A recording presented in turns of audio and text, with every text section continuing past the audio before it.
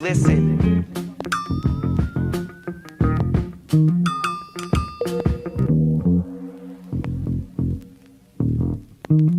I spent my whole damn life in the city. Anywhere I go, DC's coming with me. I spent my whole damn life in the city. I could go for broke, but the capital is in me. I spent my whole damn life in the city. Anywhere I go, DC's coming with me. I spent my whole damn life in the city. I could go for broke, but the capital is in me. Welcome, everyone, to District Divided, a DC sports podcast. I am Amit. That is KDot. We're both wearing black for a reason. I think you can guess the reason why. This is a Commanders podcast. KDot, how are you doing, sir? Oh my gosh, we're off to a rocket start here. And may she rest in peace. May she rest in peace. Yeah. Yes, also, just as sad. No, I'm not going to say that. Also sad. We'll say also sad. Also sad. Our beloved Commanders. Can they be beloved if they just existed like 10 seconds ago? Our beloved Washington team that plays football lost to the fucking bombed out city of Detroit. And they had, and Detroit looked like they were having fun. The stadium was rocking. I feel personally it's my fault because of all the shit I said about that godforsaken city. So I think you can take 5% of the blame at most. Okay. So I'll give you some. But right. not nearly as much as you're making it out to be. So for those of you listening, typically what we do at this point is we run down, hey, we're going to talk about the offense and we're going to talk about the defense, etc. Because these Monday episodes, and we're going to begin doing these recap episodes, and we'll continue with the preview ones Friday, 2 p.m. But in a situation like this, we don't know where this is going to go, right? I mean, that was one hell of a game. Mm-hmm. And so we're just going to sort of go. I will make the YouTube chapters accordingly, so you'll still be able to see those below if you want to skip around to a specific segment you're interested in. But just to let you know, we have no idea how this is going to go. Watch the whole thing, damn it. Yeah, just go ahead and do that, and we will cover everything. So, KDot, I wanted to begin with this, which is during our recap episodes, what we typically do, or I'm sorry, during our previews, Friday, 2 p.m., YouTube. What we typically do is we do the offense versus the defense. We do some of the X's and O's. Then we do the defense versus the offense, and then we give a prediction. Yep. Where I didn't realize just how significant this was, but we are very, very badly missing the coaches against coaches segment, because that first half against the Detroit Lions, where it was 22-0, was one of the kindest score lines I've ever seen. Should have been more. Would look like we were playing the 85 Bears for their defense, and it looked like we were playing the greatest show on turf on the other side. And if that's true, if both those things are true, and 53 players just aren't ready to play, yes, you could point to the players and be like, look, they weren't ready to play. Who do you think that falls on if all 53 aren't ready? That first half was one of the worst things I've ever seen. So I want to begin there, Kate. What were your thoughts on just the first half? And we'll get to the second, of course, but first half, please. To me, it's more of a quarter by quarter feeling for this one. But along the same lines of the way you framed this whole thing was that as I was watching, I was thinking about, because I was writing notes as I was watching the game, about like, all right, how am I even going to break this down as far as the offense, defense, and even special teams that we were going to do those? And I'm like, I blame everybody, right? So it's like, at least early on in the game. But to me, it was more of like, it just felt as though the wheels fell off near the end of the first quarter. Like there was this series, there were a few drives that just, it was it was like way down. It was like 3 minutes left to go in the first quarter when the wheels just fell off. Like you could tell very early on, I wanted to get all over Scott Turner and the offensive line. Like you could see they were just dominating at the very beginning.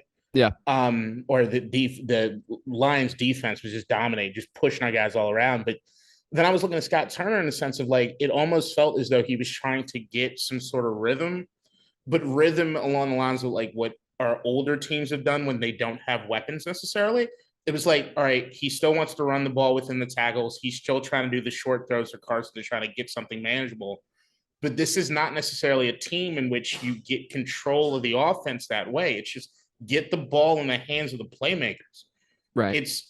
And that's the thing that you didn't see happen at all at the beginning of the game. And then when the wheels completely fell off was we get the stop on the fourth down, get the ball back, the 2-yard Gibson run, then the Leno gets beat for the safety. Yep. After the safety free kick, they run it back across the 30. And then Amon-Ra gets the touchdown over falling William Jackson diving at nothing, right? Yeah. And it was like at that point in the game, you could just see from a demoralized standpoint, Washington was lost. Washington was just, they were lost in the sauce. Like we were really into that game. It was 12-0 at that point, right? Yeah. You're still in it because if you look at what happened with Washington, was just they couldn't figure out what to do on offense just to get anything sustained, right? So it was like run for 2 yards. Most of the series had like a 2 or 3 yard run, something really quick, and then you're looking at 3rd and long, and Carson doesn't have enough time in the pocket because they're collapsing on him, and it's a slower developing play. Yeah, and it was just like Scott just didn't get it figured out until the second half, and then it was like, holy shit.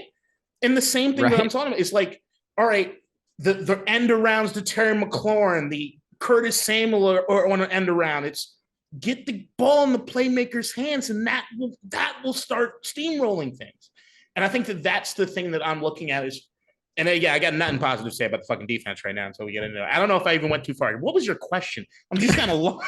Your thoughts of the first half. But again, like I said, we have no idea how this is ultimately going to go because there's a lot to talk about here, right? So, yep. Excellent point. That sequence was horrifying. A horrifying sequence, like you said. And also, like, Charles Leno has been brilliant for us overall. So for him to let that happen, I think was just sort of, hey, it's one of those days.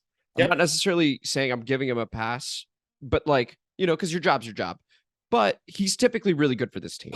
So I almost am saying it, where it's just like, okay, like that doesn't happen that often. Like he's normally solid. There's another side to that, though.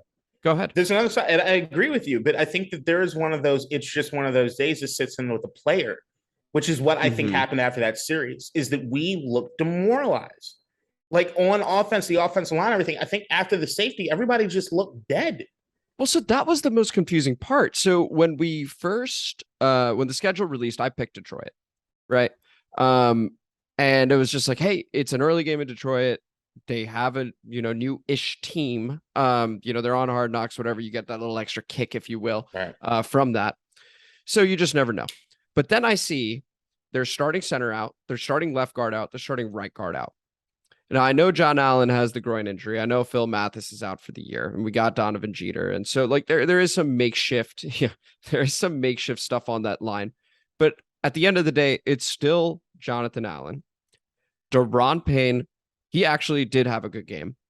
And then Montez kind of disappeared. Like, we have 3 first-round picks still on that line, and James Smith-Williams is more than serviceable. So how are we not generating the pressure? Because when you flip it, we're getting absolutely dogged on the other side. So we just lost the trenches. I switched my pick to Washington because I go, we're going to win the trenches. That's the reason. And instead, it was completely different. It was the exact opposite in that first half. I think that I was even more, I think I'm a little more, not forgiving necessarily, but maybe it'll sound this way. I thought the secondary was absolutely atrocious. The coverage was atrocious. So to me, it's like, and I think I'm usually one that blames more of the pass pro, and you're more on the coverage side historically when we're talking about Commanders. And I think it flips this game a bit for me anyway. It just felt as though if you pass anything 5 to 12 yards, it's going to be completed unless you just drop it, and you're probably going to get yak. And it was every time, whether Raw flashing across, and you see Davis or Holcomb in the rearview mirror chasing down a guy who just caught the ball. Yeah, there was never any sort of standpoint that they were in coverage about to block anything. It was these guys are streaming across the field. They're getting hit in stride, and we're trying to chase them down. And it was that to me was something that throughout the entire game was absolutely atrocious. That every 5 to 10 yard throw felt like a firm completion, except for a couple drops I saw, and they were running for yak. And then the icing on the cake to that is the piss poor tackling of the DBs.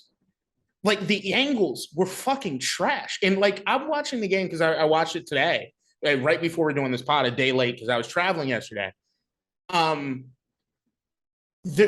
one play that sticks out to me probably more than anything else, it was in the third quarter. DeAndre Swift, So third and 15. That 3rd and 15, where he falls down, gets up, and you look at the DBs, and there are 3 bunched, not getting aggressively blocked, staring the play down.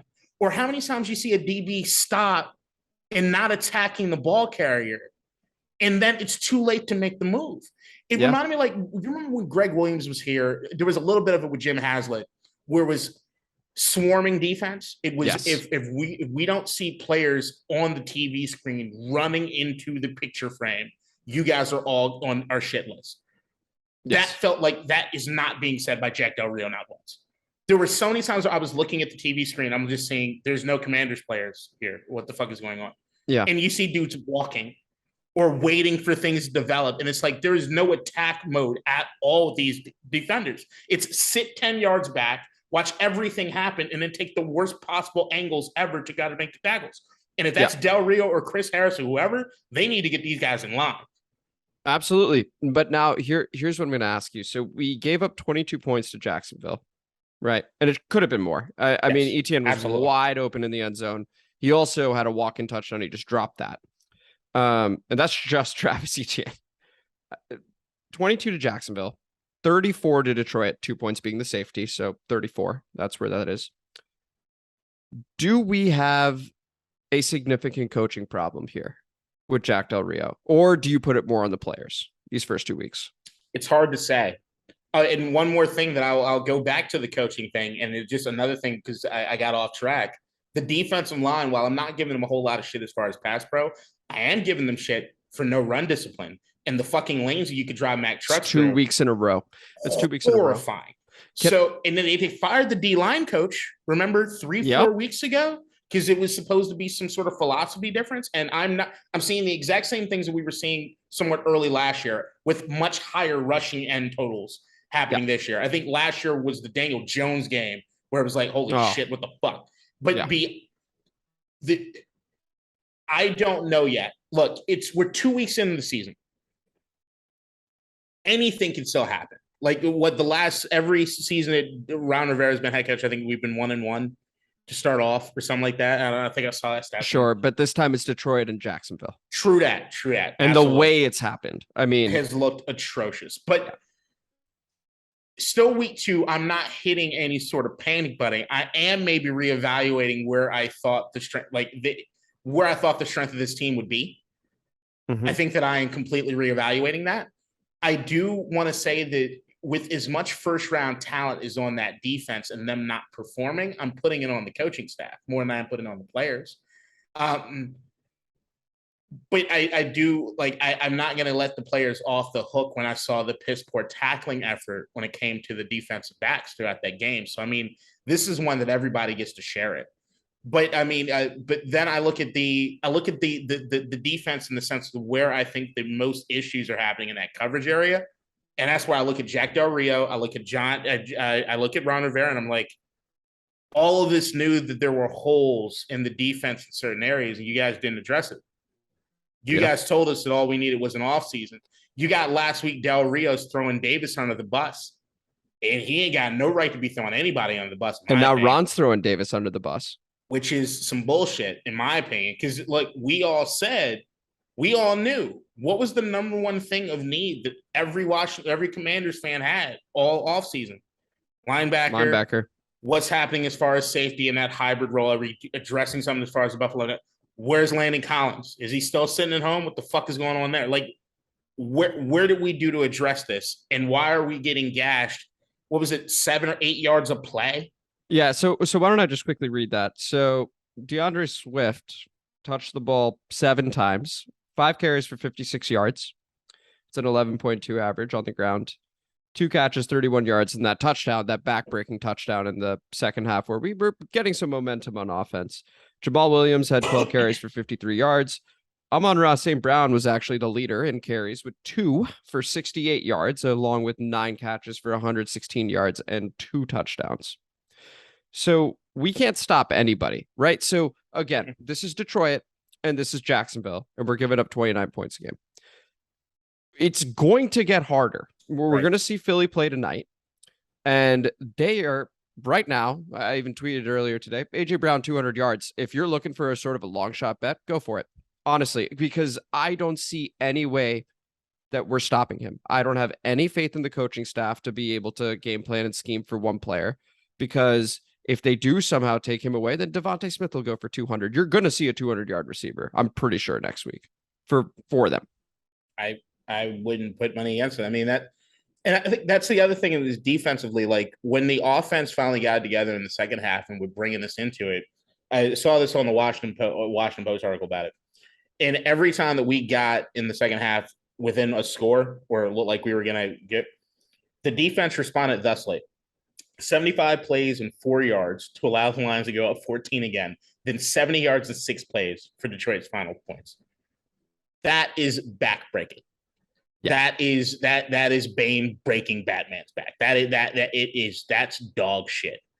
Like, look, if I'm being completely honest, the same way I said last week, kind of going into this game, I did think the offense was going to be in it for longer. Mm-hmm. And look, I still look at that first, and I'm saying that I do think Scott Turner, while he gets a lot of credit for what happened in the second half, I think he did a piss poor job in that first quarter trying to get the game managed when he saw what was happening with that pass rush. The second half is when he made the adjustments. I'd like more in-game adjustments, Scott, mm-hmm. especially early on, because we get into that deficit and then we have to go balls out.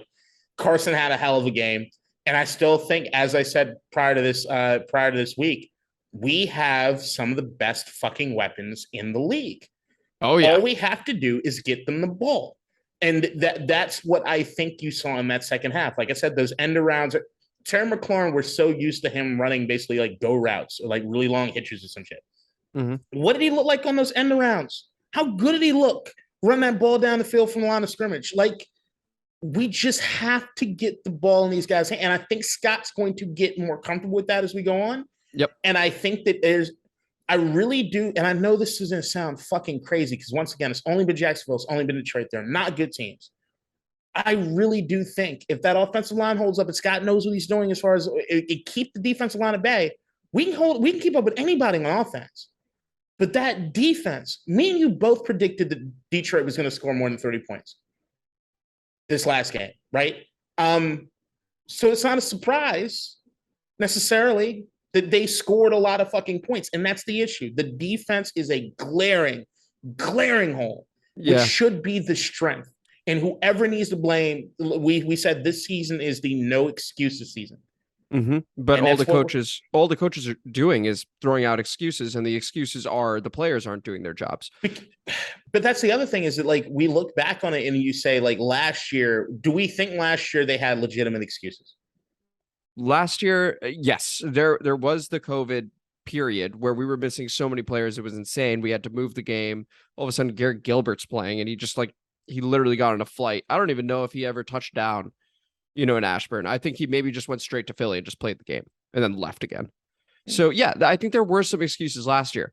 This year, when you have an entire offseason and it's the first 2 weeks, right? And you could also make the case we maybe lose the Jacksonville game, if not for some amazing throws from Carson and an amazing play from a rookie who has been fabulous so far in Jahan Dotson.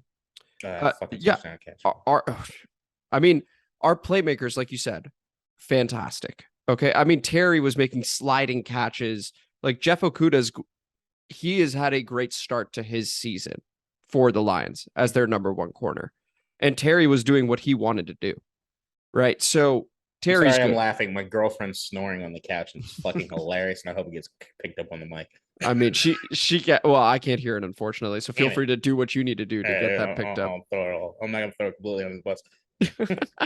But the point is, like, yeah, our playmakers are good. I agree with the sentiment that we can keep up with anybody, because I also think once Brian Robinson shows up, that is going to change things, because he is very north and south and he's got a little shiftiness to him. And as of right now, he looks good. I would not be surprised if he just misses the minimum of 4 games and is there for week 5. Yep. Right. I'd be with you on that. That defense is fucking bad. Let's talk about the defense specifically. Okay. So it seemed like, Jonathan Allen's groin is clearly a problem, because I ended up seeing the more advanced stats: 1 pressure, 1 hurry. That's it. You couldn't see him on TV. Yeah. He was not apparent on TV. And I'm not going to fault him because once again, it's that player that constantly produces, right? You don't ever question his effort. Yeah, or and the anything lack like of that. depth is not his fault. Right? So letting Settle walk, letting Ioannidis walk, Phil Mathis, it's an unfortunate injury, but now we're down 2 net from last season, right? Already. We're already down 1 net, just to be clear. And we still had the linebacking issue, and we still have the safety issue. So when this is where I go more at the coaches, right? And we talk about the roster construction. You had an entire offseason to fix this. You had an entire offseason of knowing what the problems were. It's terrible when both casual fans, and maybe more diehard fans like you and me and others that are listening to this know that this is a problem. And now we're seeing it. And these are the guys being paid millions, these coaches, right? And we're seeing it. And they're not playing well enough. Well, no fucking shit. That's all we've been saying this whole time, is that you need more there. So I don't understand throwing a second-year linebacker who was a first-round pick who actually has been okay. Yeah, he got burned week 1. Actually thought he was fine week 2 relative to other people on that defense. Fine. But you shouldn't have him as a scapegoat, KDot. No, I agree with that. Like, where is that coming from? Right, but where is that coming from? Okay, but why isn't he good? I would say at this point, given his physical tools, right? So we're talking that size, we're talking that speed, and you see a couple of the plays he does make. It's like, oh man, he does pop off the screen when he makes that play. That's coaching. That is instilling confidence in a young player, and that's letting him know that he can do it. And he doesn't look like he can do it. So where does that come from? Once again, I think it's coaching, and I want to take it a step further. I'm pissed off, obviously. Do you think the whole Jack Del Rio crap that happened this summer with his comments about I just have a couple questions, do you think that is playing in at all? I'm dead serious about that. I think the way that people responded to the Jack Del Rio comments, we had like Jonathan Allen just trying to be the cosmic professional. What it said to me was that the guys aren't that close to him. And I am of the idea, and I said it a few weeks ago on this pod, that this is a defense that plays off of emotion more than anything else. When you see the guys that are there in that locker room, when you see a dude like Deron Payne want to fight people on the sidelines last year, which is just fire. Well, you got a Jonathan Allen who, once things get going, he's like the strong silent type, but strong silent and also like get shit done. You kind of look at him almost like a Reggie White figure on that defense. It's like when he gets going, the rest of those guys just look to him and see the fire in his eyes and like, all right, let's go. We got a Chase Young who's been more of a cheerleader than a fucking player, but you still see the emotion and you love seeing that, right? And Cam Curl, Force, all those guys. It'll be nice getting him back. Right, hugely. But if they can't get fired up with Jack Del Rio, if there's not that closeness there with those guys, then yeah, you're never going to get the best out of them. Ever. We're in year 3. Yeah, that's the thing is like, I was thinking about that when I was watching the game is that like, and the reason I asked you earlier as far as was there legitimate excuses last year? Yeah. You had to bring him back, I guess, right? Because I mean, last year was one of those things was like, when you saw the injuries that happened and the COVID shit that it went down, and by the end of the season, we could barely field a fucking team. And yet we still had a season where overall we were kind of like, shit, with Taylor Heineke at quarterback, this, that, and the other, like it could have been worse, right? I don't think Ron Rivera, especially knowing how loyal he is and loyal to a fault he can be, I understand bringing Del Rio back. I get it. I totally get it. And I really do think that this year, and this is the thing that we've been talking about. I think we even mentioned whether or not Ron would be on the hot seat this season. And there is a built-in sort of like last year it kind of didn't count. Okay. Thing that happens. So I don't know. Like Ron, I think, gets an opportunity this year to throw Del Rio under the bus without necessarily having to cause fire to his seat. I think he still has one more scapegoat left. I think he does. Now, my question is, do you think there's a possibility it's used mid-season? Should this continue? Oh, if it continues, I don't think he'll have a choice. Okay. Yeah. I agree. Because I don't see, like, we know there's a guy that still owns this team that, regardless of what he tells the league or anything else, can make shit happen if he wants to have it happen. I would say this, it won't, obviously won't happen now. It's already Monday. It won't happen this week. No. Nor should it. Again, it's just been No, 2 games. it's 2 games. I get the emotional calls for it. I do understand that, because that was a completely embarrassing performance. Yeah, plus right? he's not, which, again, what happened in the offseason? He's not endeared himself to anyone here. Yeah, you had that as well, and all of Right. a sudden you're like, what the hell? It wouldn't even happen next week. Not even if Philly hangs 40. They will not do it before Chase Young comes back.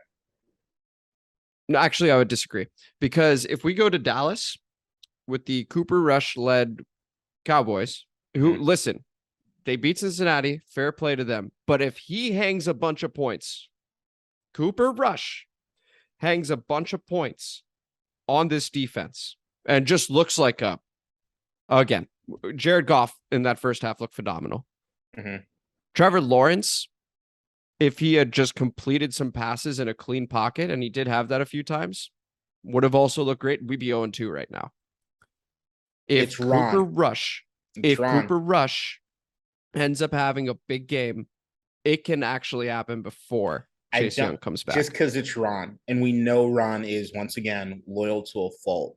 He will give listen, his guy. Listen, we lose to Dallas. We go 1-3. Ron is Ron looked more pissed in this last press conference than I've seen him in a minute. Right? Like he's more pissed with the questions than he was. But that's how you know Ron's angry. It's like I agree. So like that's the thing. Is like where he channels it in the press conference. I don't know if that's actually what he believes, but that's the only way that he's going to let out his frustration, because I don't think he lets it out with any of the guys in that one in the organization. Yeah. So I do think he gives Del Rio until Chase comes back. I really do, because I think that he looks at it as, hey, this guy's supposed to be the best up and coming guy on the defense, and maybe things change if he gets in the picture. Like I see Ron looking through and saying, like, all right, he doesn't have Cam Curl and he doesn't have Chase Young, and that's enough for me to keep it going. Yeah, because you see the built-in excuses about how much the defensive line was hurt and how much this was done. He's giving everybody the opportunity. But at the end of the day, these things happen, right? There's always something. There's always something for every team, right? So we'll see what happens. I am convinced by what you've said. But I also will say I would not be surprised if we are 1-3. I'd be surprised. Off a loss to Dallas, 0-2 in the division, in a make or break season. I'd be surprised, and I'd be pleasantly surprised. Fair enough. Because I want Ron to be able to pull the trigger sooner on things. Like Dallas, I really do.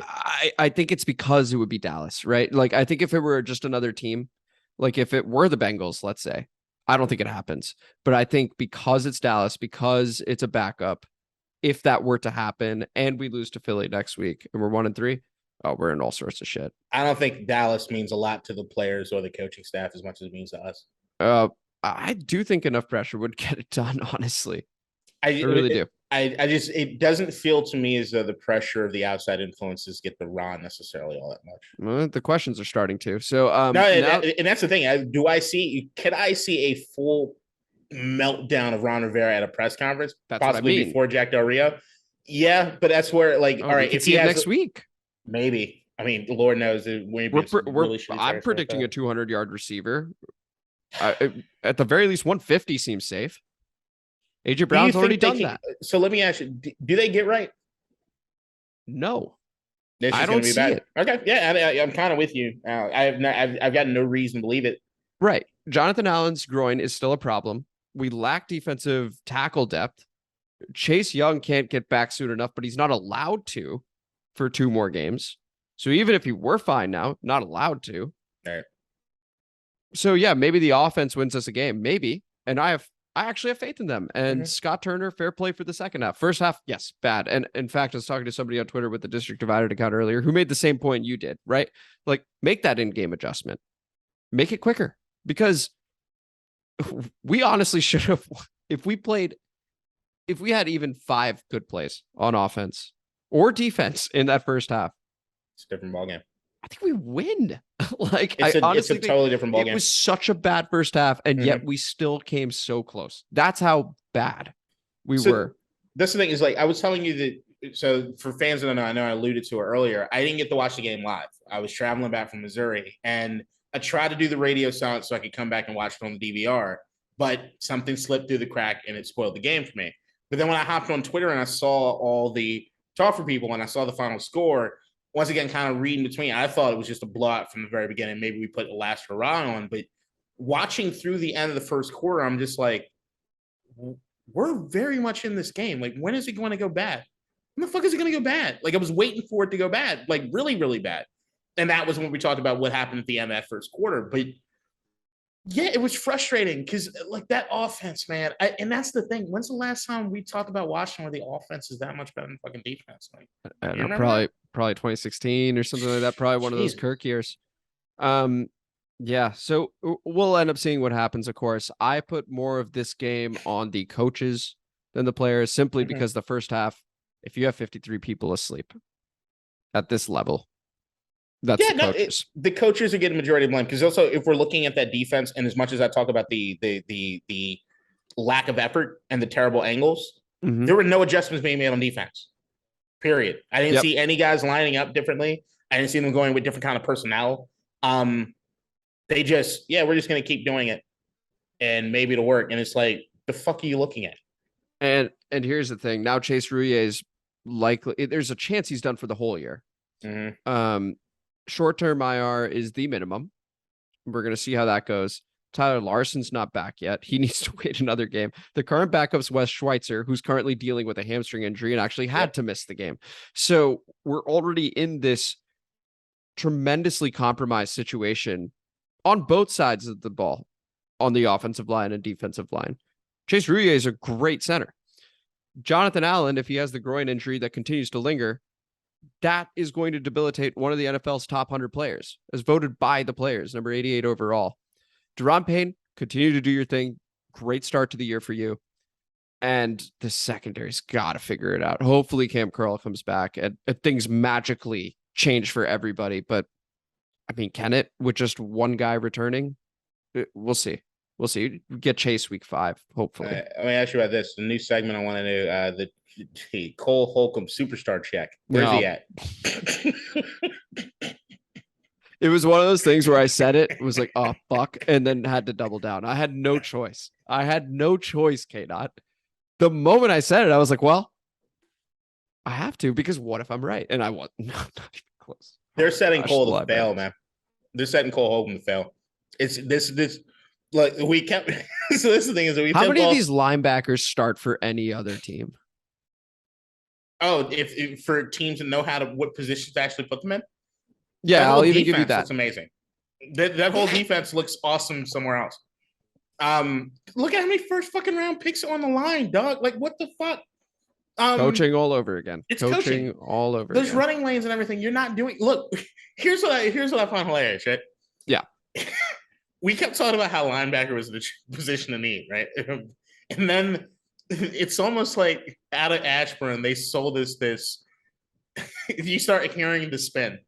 Well, we never really used 3 linebackers anyway, right? It's like, they start like, look at the percentage we're doing this, that, and the other. Dude, if under any circumstance, if you're going to play with 2 linebackers, this is the only linebackers you're going to do, and you're going to ask them to cover that sort of real estate, you are fucked.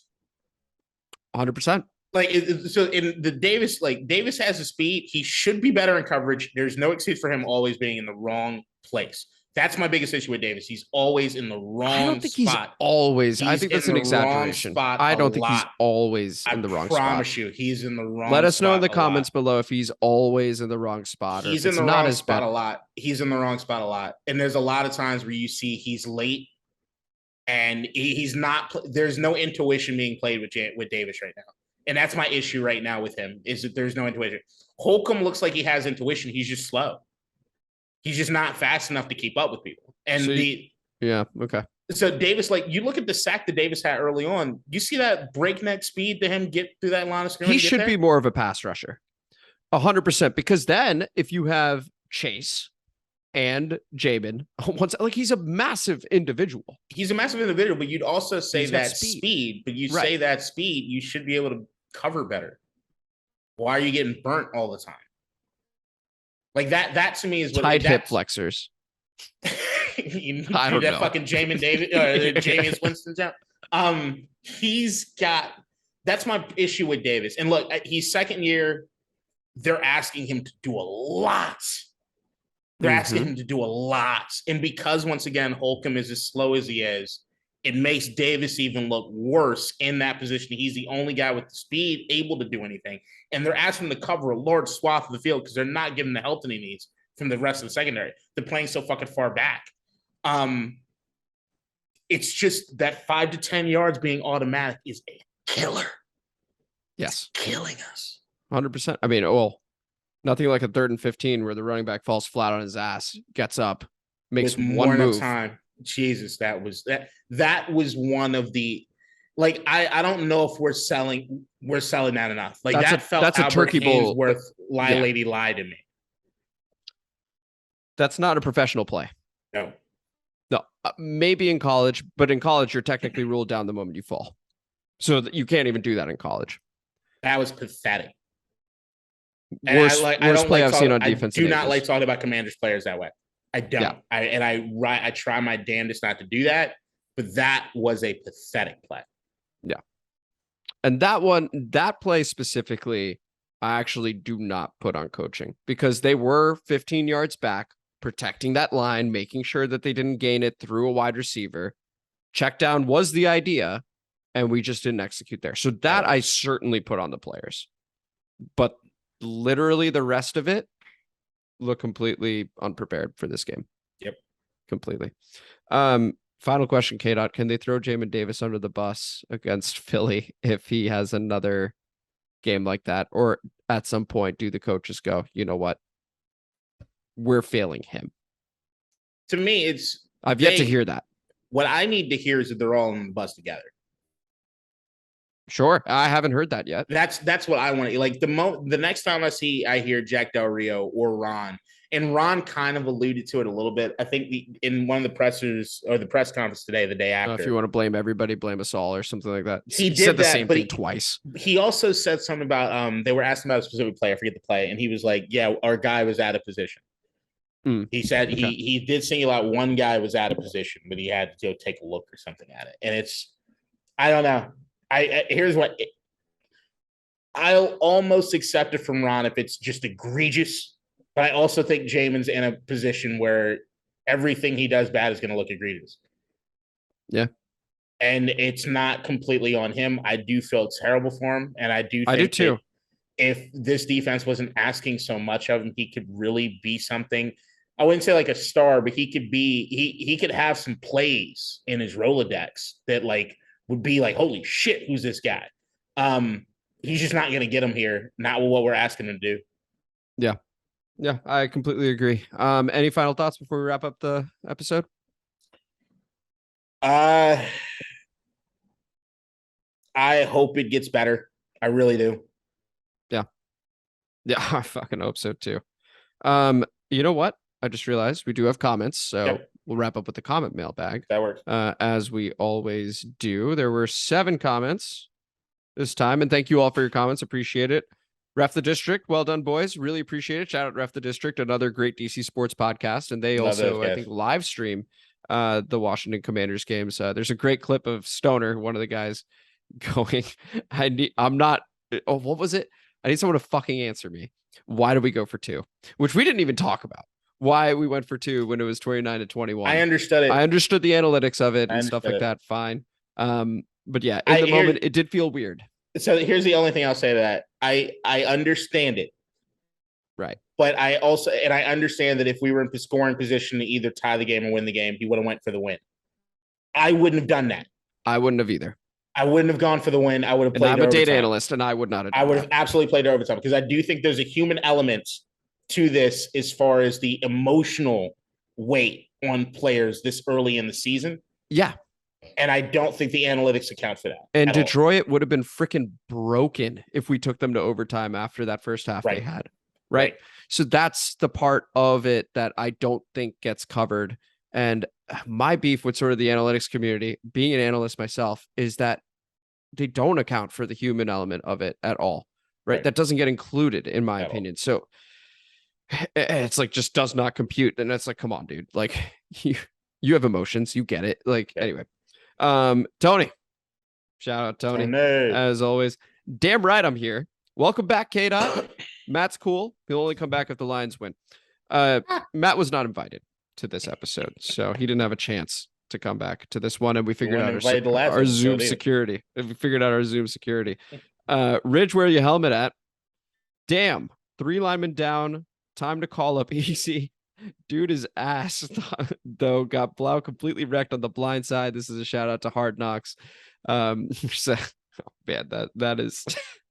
He didn't play. He clearly didn't play because if he did, I think we would have gotten some more sacks. But thank you, Bernal, Ridge, where you helmet at for the comment.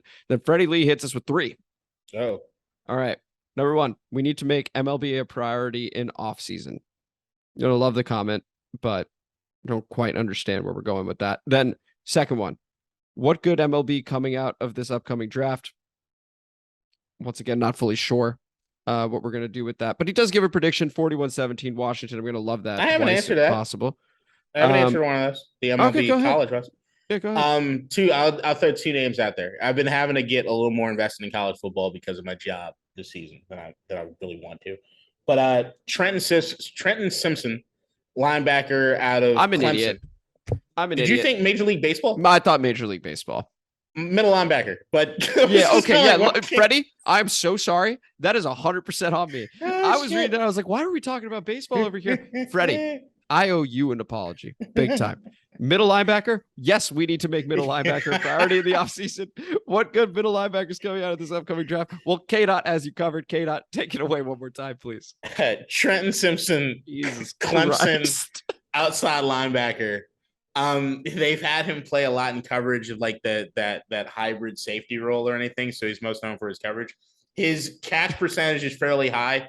They do complete passes on him, but I do think just from a raw talent standpoint, he's somebody that can really develop, and I think he's a name that's going to be mentioned closer to draft time.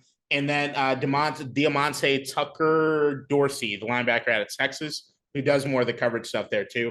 There's a lot of other guys, but the thing is that I'm looking at a linebacker, if we're going to keep this style of defense, which I've actually been thinking about whether or not we should revamp the whole thing. I was actually thinking what would we look like as maybe a 3-4, because I think Mons has, like, I don't know. But I mean, if we do a 3-4, we need a lot more guys. But I think after getting rid of the depth that we had on the defensive line, I think it's something that probably needs to be discussed. Move Duran to maybe nose tackle, have Allen on the outside with a Young, and then put Montez because he has the speed at outside linebacker. Okay. Maybe Davis at the other outside linebacker, put Cole Holcomb somewhere. You know what I'm going to do? I'm going to make a guess that this ship does not get righted properly and that Rivera and Del Rio are both gone. But Scott Turner stays and actually gets promoted to head coach because it is hard for us to get talent over here from other teams due to ownership. And his dad used to coach here. Norv Turner. What will Norville tell his son? Will Norville say that it's a safe and secure job to take? No, but he will say take a head coaching job. And Scott Turner is going to show out for us. And like every other coordinator worth a damn, we'll get a payday somewhere else and we'll see him playing for a fucking Super Bowl while we have Sean McVay, Kevin O'Connell now, who looks, I mean, it's only been one game, but based on the reviews he's getting in Minnesota and in LA, Kyle looks Shanahan. like a guy. Kyle Shanahan, Matt LaFleur. All right. Literally an eighth of the league is offensive geniuses that were here. You know who we'll get? Mike Martz, because he popped up in fucking media last year. This last week. We're bringing him back? Why not? Just bring Mike Martz back. Let's just bring him fucking back. Just plugging fucking square and round all because he doesn't give a shit. This is going to sound fucked up. Is Dick Vermeil alive? I believe so. But I think something's... He's got to be like 90 years old. Yeah, well, it won't look any different. Or did he just pass away? Because no, he's 85, dude. He's thriving. So you want to kill him? Got it. Damn, we did kill Vince Lombardi. We killed Lombardi, and 100% without a shadow of a doubt. If Joe Gibbs came back another year, he would not be with us. That's a good point. I don't want to kill Vermeil. I like Dick Vermeil. Hey, what's Norv doing? Scott goes somewhere else. What's Norv up to? Let's make Scott head coach. Let's make Norv offensive coordinator. Hey, Norv, we want to right the wrongs of 99. It's the only way to exercise the demons here. Maybe that's it. Maybe that's what we. You think that's what we need to do? Bring Norv back. Bring Norval back, and we can only call him Norval. We got to call him the full. We got to call him. We got to call him Norval. Does Marty come back? Fuck no. I think we need to repair that bridge.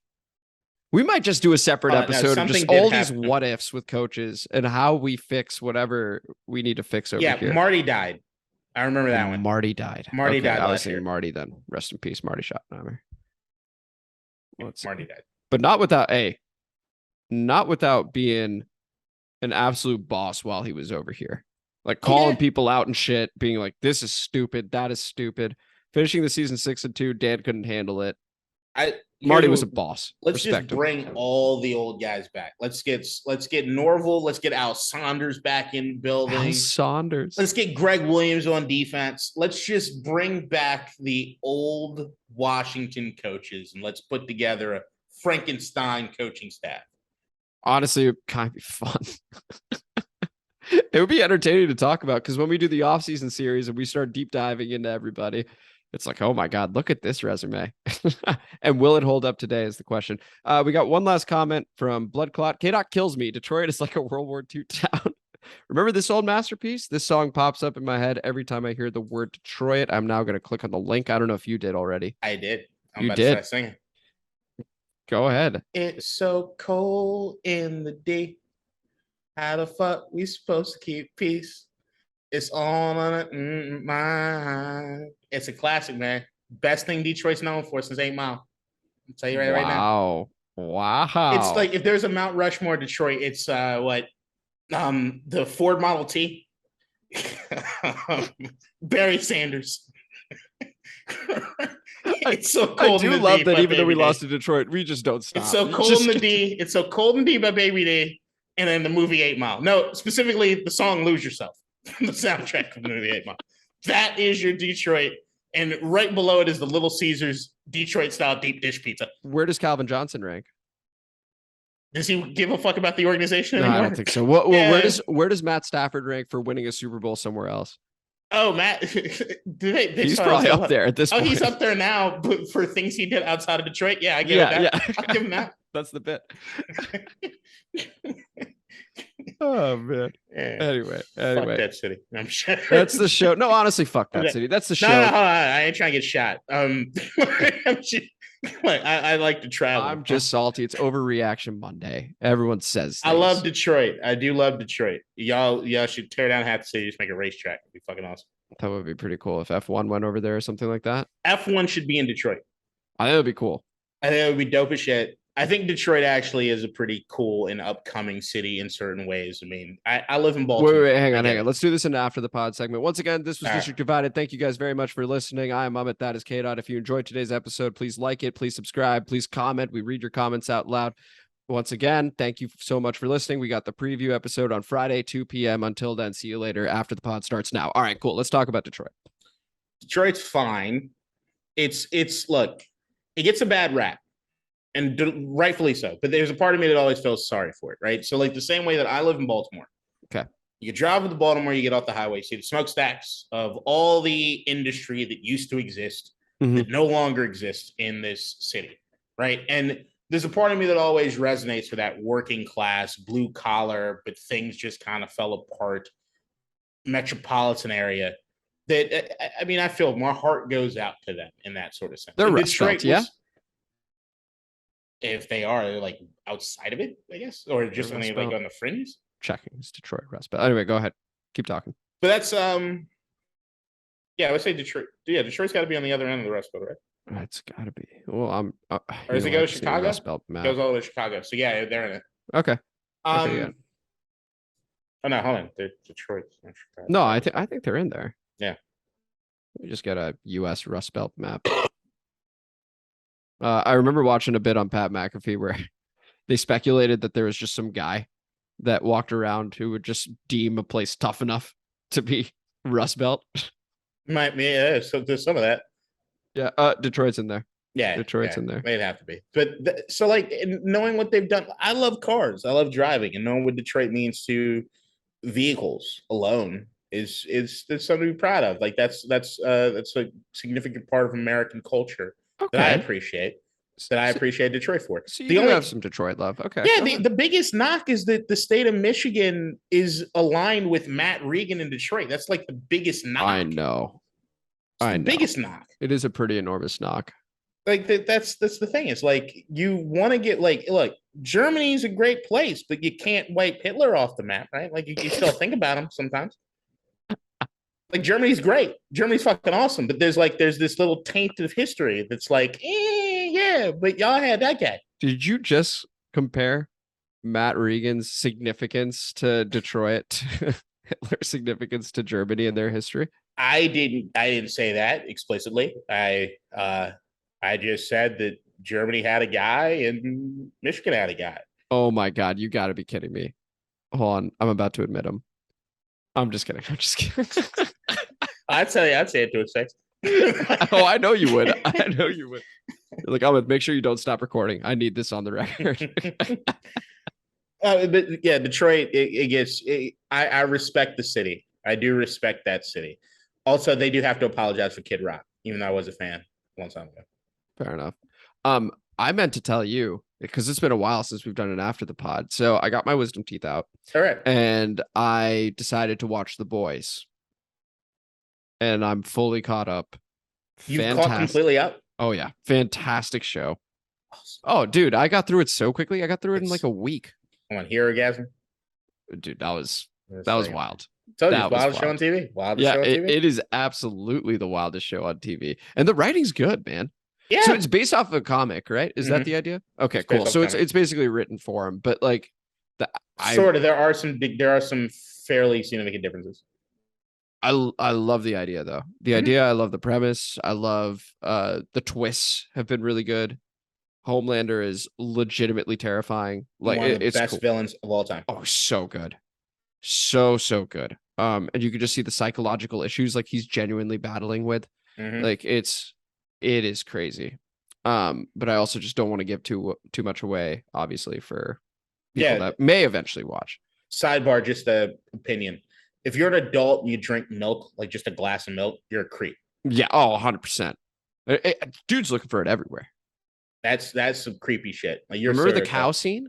Yeah, no, I know. But if I see you as an adult just like pour a glass of milk to drink, like cow's milk, I got a problem with you. No, I mean, you got to. That is genuinely terrifying. The more I think of it, that's probably the most. Yeah, it's the most terrifying part of his character is just his desire. And I'm telling you, you start looking at like movie characters, a lot of villains that drink milk, like Anton Chigurh from No Country for Old Men. Okay, I have not seen No Country for Old Men. Then we need to stop this right now so you can just go. I need to go watch that. That's a travesty. Well, I'll just have a late night. I'll watch it after Vikings Eagles. I'll go ahead and do that. I got no football tonight with the girlfriend. Oh, okay. Oh, right. Well, she's snoring still, right? Nah, she's awake. Oh, okay.